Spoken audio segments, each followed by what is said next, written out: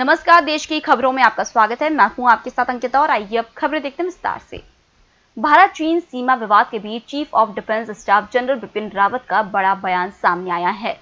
रावत ने साफ कहा है कि चीन के साथ बातचीत से विवाद नहीं सुलझा तो सैन्य विकल्प भी खुला है। हालांकि शांति से समाधान तलाशने की कोशिशें की जा रही हैं। प्रधानमंत्री नरेंद्र मोदी ने सोमवार को भारतीय जनता पार्टी के वरिष्ठ नेता और पूर्व वित्त मंत्री अरुण जेटली को उनकी पहली पुण्यतिथि पर याद किया। प्रधानमंत्री ने अपने ट्वीट में लिखा कि मुझे मेरे मित्र की बहुत याद आती है। इसके साथ ही प्रधानमंत्री ने पिछले साल जेटली को श्रद्धांजलि में किए गए एक प्रार्थना सभा के दौरान अपने पुराने भाषण का एक वीडियो भी शेयर किया। आज होने वाली कांग्रेस कार्य समिति की बैठक से कुछ घंटे पहले मध्य प्रदेश के दोनों पूर्व मुख्यमंत्री कमलनाथ और दिग्विजय सिंह ने सोनिया गांधी को पूर्णकालिक अध्यक्ष बनने की बात कही है। दोनों नेताओं ने एक के बाद एक ट्वीट कर अपना समर्थन जताया है। दिग्विजय सिंह ने कहा है कि वह नेहरू गांधी परिवार के बिना कांग्रेस की कल्पना नहीं कर सकते हैं और पार्टी का एक साधारण कार्यकर्ता किसी को और पार्टी अध्यक्ष के रूप में स्वीकार नहीं करेगा। दोनों नेताओं के ट्वीट आधे घंटे से भी कम समय के अंतराल में सामने आए हैं। कोर्ट की अवमानना मामले में प्रशांत भूषण के पास अपने बयान पर पुनर्विचार करने का आज आखिरी दिन है। आज तय हो जाएगा कि वरिष्ठ वकील प्रशांत भूषण सुप्रीम कोर्ट से अवमानना मामले में माफी मांगते हैं या नहीं। दरअसल सुप्रीम कोर्ट ने गुरुवार को सामाजिक कार्यकर्ता और वरिष्ठ वकील प्रशांत भूषण से कहा था कि वह न्यायालय की अवमानना वाले ट्वीट को लेकर माफी नहीं मांगने वाले अपने बयान पर पुनर्विचार करें और इसके लिए उन्हें 2 से 3 दिन का समय दिया गया है। कोर्ट ने 24 अगस्त तक की मोहलत दी थी। देश में कोरोना संक्रमितों का आंकड़ा 31 लाख के पार हो गया है। अब तक 31,05,185 केस सामने आ चुके हैं। पिछले 24 घंटे में 61,749 मरीज मिले। वहीं 56,896 लोग स्वस्थ भी हो गए हैं। उधर देश में कोरोना संक्रमण के मिलने की दर में गिरावट देखी गई है। जुलाई के अंत तक हर 100 टेस्ट में 12 से ज्यादा मरीज मिलने लगे थे। अब करीब 7 मरीज मिल रहे हैं, यानी संक्रमण की दर 6.7% रह गई है। इसका सबसे बड़ा कारण टेस्ट बढ़ना है। अब देश में हर रोज 8 से 10 लाख लोगों की जांच हो रही है।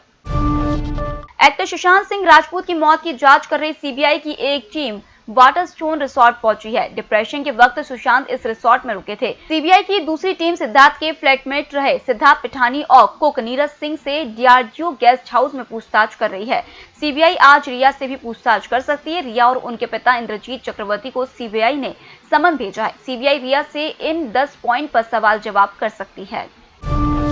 केंद्र सरकार के निर्देशानुसार अब पर्यटकों और आम लोगों के लिए हिमाचल की सीमाएं खुलेंगी या नहीं, इसका फैसला कैबिनेट बैठक में सोमवार को हो सकता है। जयराम सरकार लोगों की आवाजाही के लिए ऑनलाइन पंजीकरण व्यवस्था खत्म कर सकती है। कोविड की नेगेटिव रिपोर्ट आने और होटल बुकिंग के मामले में भी छूट दी जा सकती है।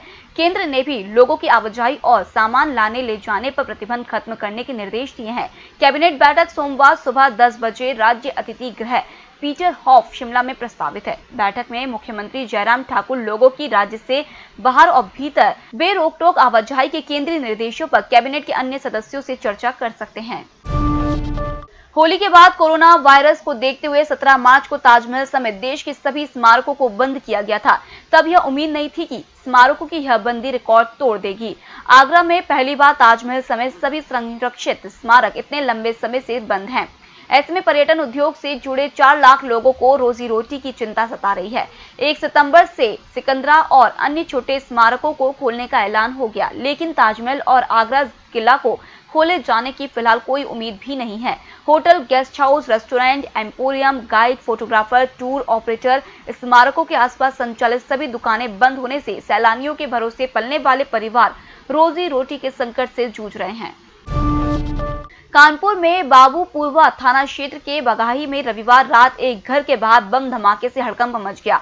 पास में खेल रहे बच्चे समेत 4 लोग घायल हो गए, जिन्हें अस्पताल भेजा गया। विस्फोटक की चपेट में आकर एक सुअर मर गया। एसपी साउथ दीपक भूकर बम निरोधक दस्ता फॉरेंसिक ने घटनास्थल पर छानबीन की। पुलिस के अनुसार धमाका किस चीज का था, इसकी जांच की जा रही है। बगाई स्थित मकान में 3 भाइयों नोखेलाल, किशोरी लाल, मुन्ना उर्फ छोटे का परिवार रहता है। प्रत्यक्षदर्शियों के अनुसार देर रात एक सुअर उनके मकान के बाहर घूम रहा था। सुअर ने कुछ खाने का प्रयास किया तो तेज धमाका हुआ। धमाका इतनी तेज था कि सुअर का जबड़ा फट जाने से उसकी मौके पर ही मौत हो गई। मुठभेड़ के बाद दिल्ली पुलिस के हत्थे चढ़ा आतंकी मोहम्मद मुस्तकीम खान उर्फ अबू यूसुफ सोशल मीडिया पर एक्टिव होने के बाद आतंकी बन गया। एक धर्म विशेष का वीडियो देखने के बाद उसकी मानसिकता बदल गई और वह खतरनाक आतंकी संगठन इस्लामिक स्टेट के संपर्क में आकर जिहादी बन गया। आईएस के इंडियन हैंडलर के संपर्क में आकर वह दिल्ली दहलाने की साजिश रचने लगा। अब यूसुफ के आतंकी बनने का सिलसिला एक हादसे के साथ शुरू हुआ था। वह पहले पीओपी का काम करता था। वर्ष 2014-2015 में वह उत्तराखंड में पीओपी करते हुए कई मंजिला छत से नीचे गिर गया था। यहीं से उसके आतंकी बनने का सिलसिला शुरू हो गया। वह सोशल मीडिया पर एक धर्म विशेष कदम वीडियो देखने लगा। अबू ने सबसे ज्यादा सीरिया व अफगानिस्तान में अमेरिका के हमले की वीडियो देखी थी। उसने जाकिर नाइक की स्पीच वाले वीडियो भी काफी देखे थे। इसके बाद वह जिहादी बनता चला गया। केंद्र सरकार अनलॉक 4 की गाइडलाइन की तैयारी कर रही है। कहा जा रहा है कि शादी समारोह में 50 मेहमानों की शर्त खत्म हो सकती है। बस उससे दुगनी क्षमता का समारोह स्थल तलाशना होगा, क्योंकि अब किसी भी हॉल या विवाह स्थल की 50% क्षमता के बराबर ही मेहमानों को बुलाया जा सकेगा। इसी तरह अब 5 महीने से बंद पड़े सामाजिक, सांस्कृतिक, राजनीतिक आयोजन भी शुरू हो सकेंगे। किसी भी सभागार में 50% सीटों पर श्रोताओं को बुलाकर संगीत, नृत्य, नाटक, सभा, विमोचन जैसे आयोजन किए जा सकेंगे, बशर्ते ये समारोह स्थल कंटेनमेंट जोन में ना हो। देश भर के स्कूलों और अभिभावकों ने राज्य सरकारों के जरिए केंद्र को भेजे फीडबैक में कहा है कि स्कूल खोलने का फैसला स्थिति सामान्य होने के बाद ही लिया जाए। बच्चों की सेहत और जीवन को लेकर किसी भी किस्म का समझौता करने या हड़बड़ी करने की जरूरत नहीं है। इसलिए अनलॉक की अगली गाइडलाइन में स्कूलों को लेकर फैसला आने की संभावना बेहद कम है। हालांकि गृह मंत्रालय के सूत्रों ने बताया कि कुछ राज्यों ने ऑनलाइन पढ़ाई को जारी रखते हुए आंशिक रूप से स्कूल खोलने का सुझाव भी दिया है। अयोध्या में राम मंदिर भूमि पूजन के समय अपने भजनों से मीडिया और सोशल मीडिया पर सुर्खियां बटोरने वाले भजन गायक देवेंद्र पाठक अब मुश्किलों में फंस गए हैं। दिल्ली की एक महिला ने भजन गायक देवेंद्र पाठक पर बलात्कार, जबरन गर्भपात कराने और धोखा देने के आरोप लगाया है। यूपी डीजीपी के निर्देश पर अयोध्या पुलिस ने देवेंद्र पाठक पर मुकदमा दर्ज किया है।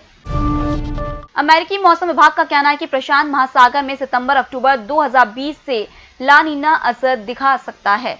इसके प्रभाव से इस साल भारत में मानसून देर से लौट सकता है और बारिश भी सितंबर में ज्यादा हो सकती है। इसकी वजह से ठंड का असर दक्षिण के राज्यों में भी देखा जा सकेगा। बिहार में विधानसभा चुनाव तय समय पर ही कराए जाएंगे। निर्वाचन आयोग के वरिष्ठ अधिकारी ने रविवार को बताया कि बिहार चुनाव निश्चित तौर पर समय पर ही होंगे। दरअसल 243 सदस्यीय बिहार विधानसभा का कार्यकाल 29 नवंबर को खत्म होगा। संभावना है कि राज्य में अक्टूबर-नवंबर में चुनाव कराए जा सकते हैं। हाल ही में आयोग की ओर से कोरोना काल में चुनाव कराने को लेकर विस्तृत दिशा निर्देश जारी किए गए थे, जिसके बाद बिहार चुनाव को लेकर अटकलें तेज हो गई थी। पूर्व मुख्यमंत्री अखिलेश यादव ने गोरखपुर में हाल ही की घटनाओं को लेकर सीएम योगी पर बिना नाम लिए निशाना साधा है।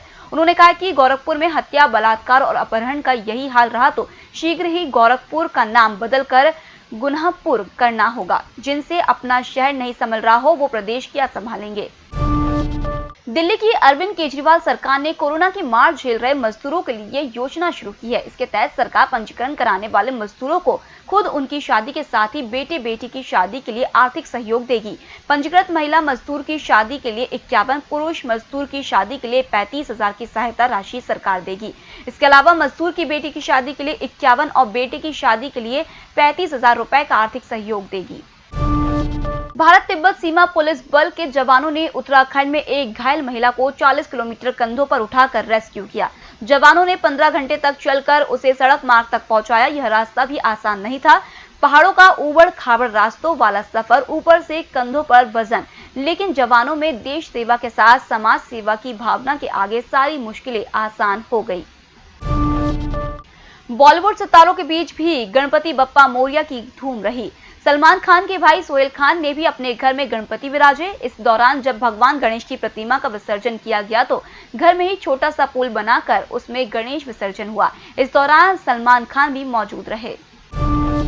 उत्तर बंगाल की खाड़ी में कम दबाव का क्षेत्र बन सकता है, जिससे पश्चिम बंगाल में सोमवार से दक्षिणी हिस्सों में भारी से बहुत भारी बारिश हो सकती है।